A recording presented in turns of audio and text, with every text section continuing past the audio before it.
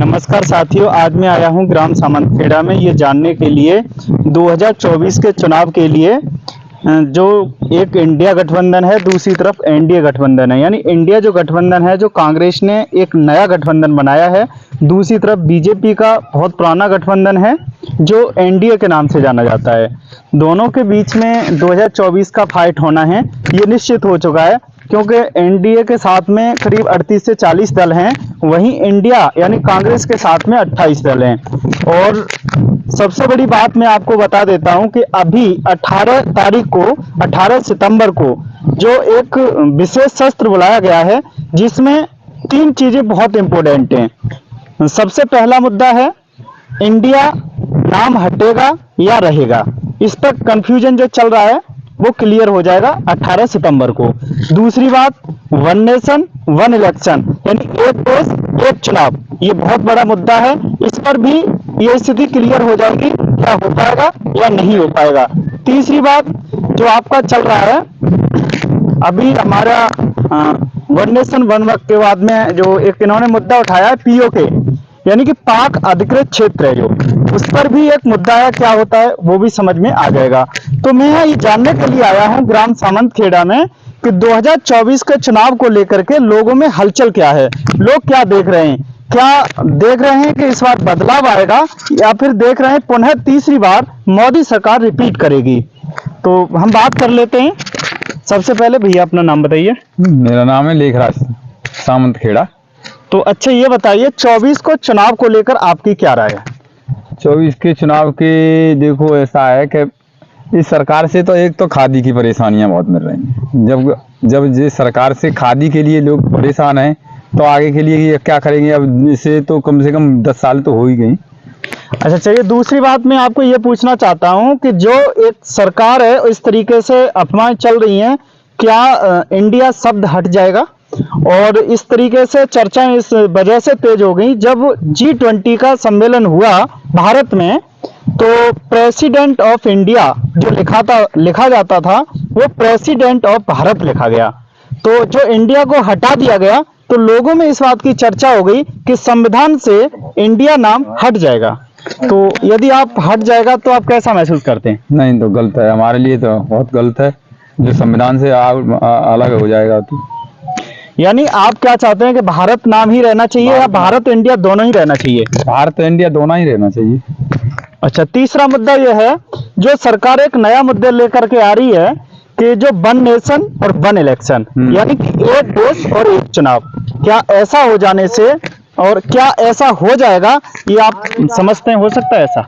एक देश एक चुनाव, हाँ, एक देश एक चुनाव, यानी कि सरकार का मानना है जो आगामी विधानसभा चुनाव है, जैसे मध्य प्रदेश, राजस्थान, छत्तीसगढ़, यहाँ जो विधानसभा के चुनाव होने हैं, इसी के साथ लोकसभा के चुनाव भी करा दिए जाएं। इस पर भी एक समिति का गठन कर दिया गया है और वो समिति काम कर रही है। क्या होता है ये तो डिसीजन बाद में आएगा, लेकिन जो सरकार का मानना है एक देश एक चुनाव होना चाहिए। तो आप क्या समझ? हमारे दिमाग से सही नहीं है।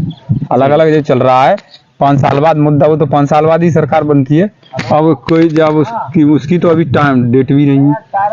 अच्छा, जैसे लोगों का ये मानना है, लोगों का अपना बात अलग है। लोगों का ये मानना है एक देश एक चुनाव होने से लोगों के सीधे मुद्दे होंगे वो राष्ट्रीय मुद्दे हो जाएंगे, जो राज्य के मुद्दे होते हैं, जो लोकल इश्यूज होते हैं, वो एक तरीके से क्या हो जाएंगे, खत्म हो जाएंगे। लोकल मुद्दों पर बात नहीं हो पाएगी और राष्ट्रीय मुद्दों पर बात होना शुरू हो जाएगी। तो इसलिए मैं जान लेता हूँ, मेरे साथ अंकल हैं, उनसे पूछ लेता हूँ। आप अपना नाम बताइए। उमेश चंद सामंतखेड़ा। तो मैं ये जानने के लिए आया हूँ कि जो चुनाव है 24 का, उसमें लोगों की राय क्या है, लोग क्या चाह रहे हैं? इस बार पुनः तीसरी बार मोदी सरकार आएगी या फिर लोग बदलाव की तरफ देख रहे हैं?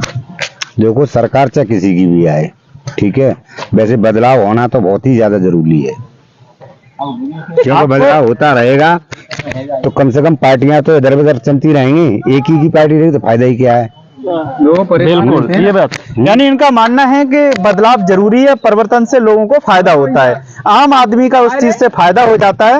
एक सरकार रहने से सरकारें भी तानाशाही हो जाती हैं, तो इनका ऐसा मानना है। और ये बताइए, बीजेपी की ऐसी नीतियां जो 10 साल के अंदर अच्छी भी नीतियां रहीं जिसके बाद बीजेपी दोबारा रिपीट हुई। और इस शासनकाल में ऐसी कौन सी नीतियां रही जो आज भी लोगों को बहुत प्रिय है बीजेपी? प्रिय बीजेपी तो है, चलो ठीक है, मानते हैं, बढ़िया बात है, बढ़िया काम किया है, बढ़िया विकास किया है, मगर सबसे ज्यादा दिक्कत है तो गायों से है। उनकी कोई सुविधा ही नहीं हुई अब तक। देखिए, बहुत अच्छी बात, ये सबसे बड़ा मुद्दा है आम किसानों के लिए।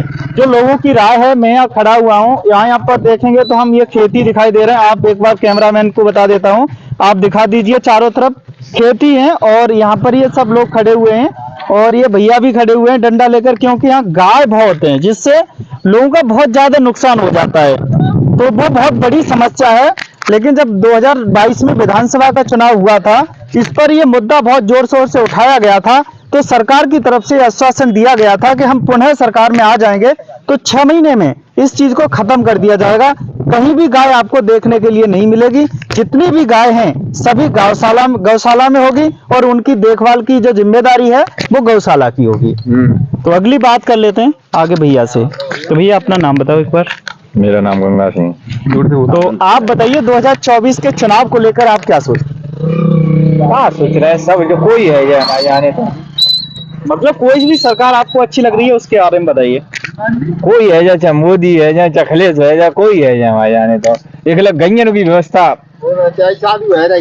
गैयन की व्यवस्था खराब हो है। गैया ढूंढती है खेतन में और कहा है परेशान थे गैयन थे, परेशान है और कहा है खेत खबे ठाड़े सब खेती खाई जाता है। चलिए, आदमी ये भैया हैं जो बता रहे हैं कि गायों की समस्या है और गाय की वजह से ही लोग यहाँ परेशान हैं। सरकार से इन्हें कोई दिक्कत नहीं है, सरकार जो भी है बहुत अच्छी है, लेकिन जो गाय की समस्या है ये बहुत बड़ी समस्या है। आम आदमी के लिए इतनी बड़ी समस्या है कि कभी कभी वो इंसान की जान तक ले लेती है जानवर। तो इस वजह से लोग इस चीज से त्रस्त हैं, चाहे वो दिन है, रात है, आंधी है, बारिश है, लेकिन आदमी गांव में खेतों पर इसी तरह से घूमते हुए मिल जाते हैं। तो आइए हम से बात करते हैं। अपना नाम बताओ। जगदीश। तो अच्छा ये बताइए, मैं ये बात करने के लिए आया हूँ, 2024 में लोकसभा का चुनाव आ रहा है। हाँ, जहाँ एक तरफ बीजेपी है और दूसरी तरफ कांग्रेस है। ठीक है, कांग्रेस ने 28 दलों के साथ यहाँ गठबंधन किया है, वहीं बीजेपी ने करीब 40 दलों के साथ गठबंधन किया है। और उत्तर प्रदेश में खासकर समाजवादी पार्टी और कांग्रेस ने गठबंधन कर लिया है। तो आप क्या मानते हैं, इस बार 2024 में बदलाव होगा या फिर पुनः बीजेपी? हमारा तो कांग्रेस देंगे सीधे। तो इनका मानना है कि ये बदलाव चाहते हैं और ये कांग्रेस को ही चाहते हैं, इन्होंने खुल के अपना बताया है, विचार रखे हैं। तो इसी तरह से लोगों का अपनी अपनी राय है, लोग ये जानते हैं कि किसको किधर वोट देना है, इन्होंने अपनी अपनी राय रखी है। और सबसे बड़ा जो मुद्दा है किसानों के लिए वो सिर्फ गाय का मुद्दा है। गाय का मुद्दा यदि सरकार इस गाय के मुद्दे को यदि सॉल्यूशन कर लेती है तो हो सकता है तो उन्हें बहुत बड़ा बेनिफिट मिलेगा। और देखिए, गाय यहाँ से दिखाई भी दे रही है, खेत में गाय चर भी रही है, तो ये लोगों की एक समस्या बनी हुई है। तो सरकार बढ़िया है, सरकार लोगों का मानना ही ठीक है और खासकर लोग सुरक्षा के लिए सरकार को बहुत अच्छा मानते हैं।